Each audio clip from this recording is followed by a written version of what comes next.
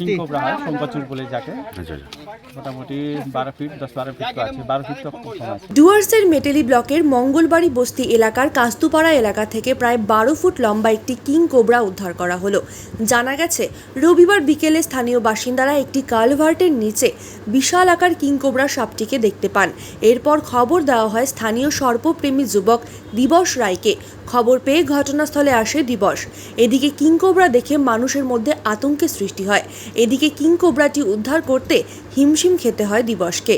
এরপর কিং কোবরাটি কালভার্টের পাশে কংক্রিটের গার্ডওয়ালের নিচে চলে যায়। বেশ কিছুক্ষণের প্রচেষ্টায় দিবস কিং কোবরাটিকে ওখান থেকে উদ্ধার করে।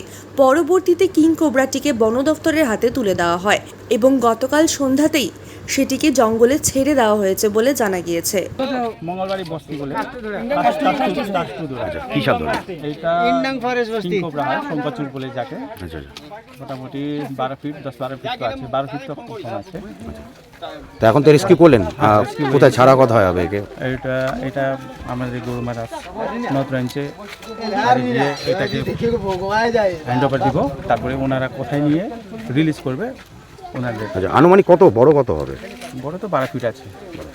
তো লাগাতার এই যে এইসব গ্রাম অঞ্চল থেকে এইসব কিং কোবরা পাওয়া যাচ্ছে, কি বলবেন? আপনি তো বিভিন্ন জায়গায় গিয়ে কিং কোবরা এভাবে উদ্ধার করছেন। হ্যাঁ, এটা এখন দেখেন আমাদের পরিবেশ যাকে বলে না, পরিবেশের মধ্যে দূষিত হইলে যত জঙ্গলি জানোয়ারগুলো আছে সব গ্রামে সাপ, হাতি, বাঘ এইসব নানা রকমের জীবজন্তু বেরোচ্ছে।